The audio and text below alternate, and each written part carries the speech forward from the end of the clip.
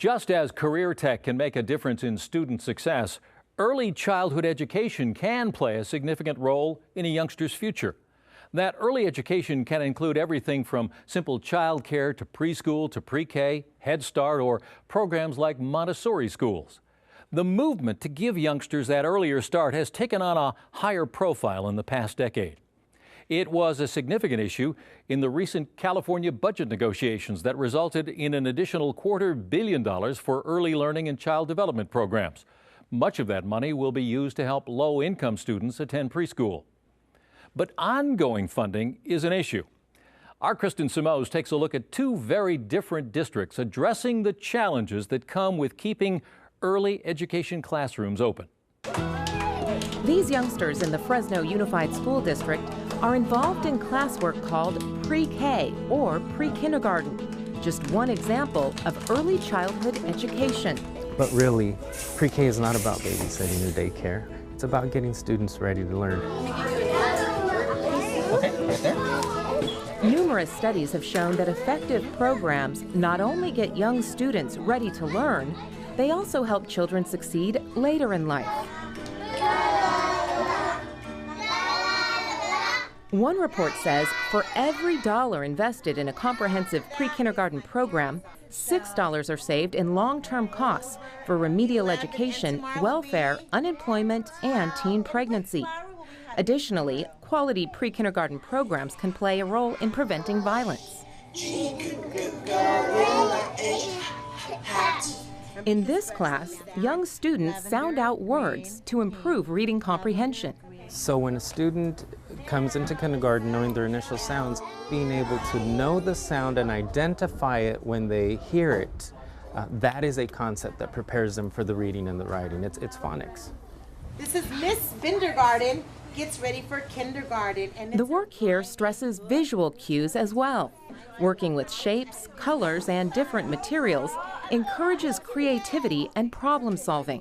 When they can do that out in the world and then bring it here and reenact it, they're really owning it. The focus on reading and visual skills pays off in more than just academic accomplishments. Parent Alicia Cepeda saw dramatic improvements at home. A year ago, she had trouble trying to ask for the things she needed, whether she was hungry or thirsty or wanted to play. She didn't really know how to, verbalize it. Now she can not only verbalize it, but she can say full sentences, full, conversations to really get her point across. In the past, these types of classes were reserved for children in kindergarten, but multiple studies suggest that a major percentage of intelligence development occurs by age 4. Here's some of it.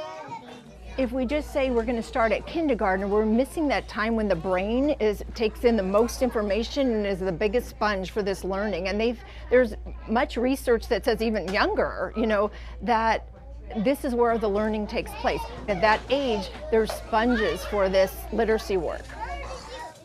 Everyone's going to help clean up, and then we're going to go to morning circle, please. Thank you. 200 miles north of Fresno, the San Francisco Unified School District adheres to the findings of a 1960s study that followed two groups of high-risk 3- and 4-year-olds. Some work I should do. Okay, says the monkey, we have work to do too. After 40 years, the study found that children who went to preschool had higher earnings, were more likely to hold a job, and were more likely to have graduated from high school. Findings like that motivated the San Francisco Unified School District to ensure their preschoolers are successfully integrated into kindergarten. We want to ensure that the children have everything they need, and when we say that, we mean the foundations in learning, but as well as that social emotional piece, which helps children with self-regulation skills as well as social skills. And that would help them throughout their whole educational career. This campus is focused entirely on preschool instruction, specifically pre-K as well as TK, or transitional kindergarten. With TK, it allows you to have more time for the children to work on certain skills that they need to work on. So when you walk into a TK classroom, we're actually balancing the preschool practices with the elementary education.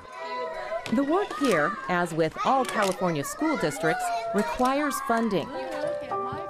In Fresno, preschool slots are funded with federal dollars, along with nearly $8 million in early education allocations from Proposition 30 funds.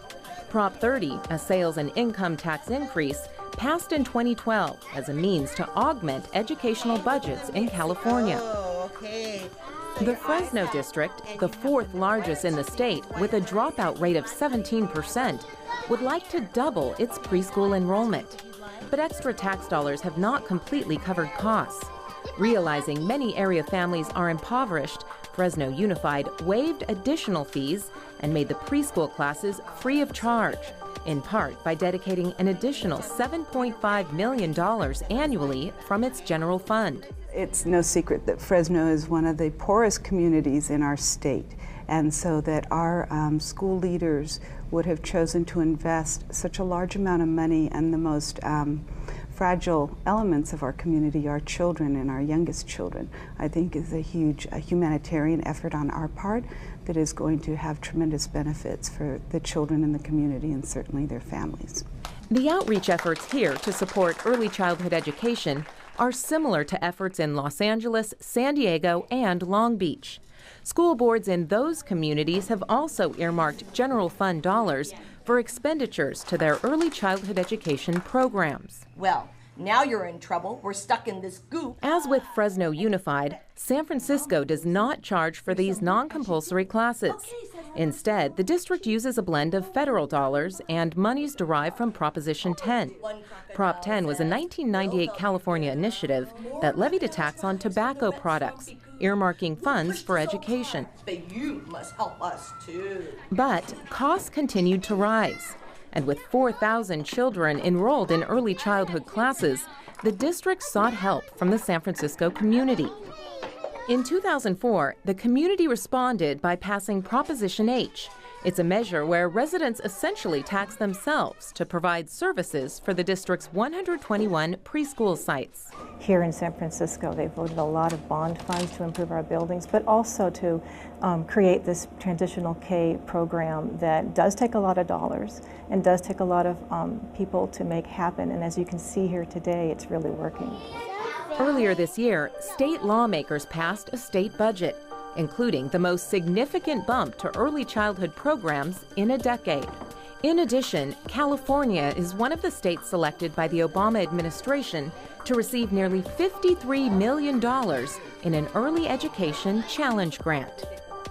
This focus on preschool funding has provided greater opportunities for teachers and parents. When I first found out about the program, it was because a friend of mine had gotten her daughter into the program at another school, and she was on a waiting list. So I assumed with our conversation that it was a private school that she was getting into to learn Spanish. When I found out the following year that it was not private school, that it was free and it was through Fresno Unified, I jumped at the opportunity to put my children into it. Every day I walk into the classroom, is something new happening. And the children come up to me and they'll tell me, Candace, did you know this? And then I'll go, wow. You know, it's like other people see you as 3-year-olds and 4-year-olds, but I see you as early learners. I understand maybe Uranus and Neptune.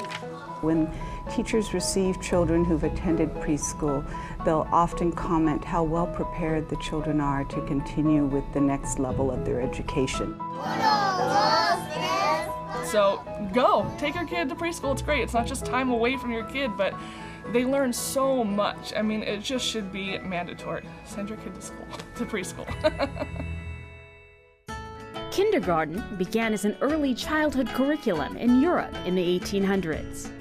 America's Head Start program began in the 1960s to provide children of low-income families with an approach to meet their emotional, social, health, and nutritional needs.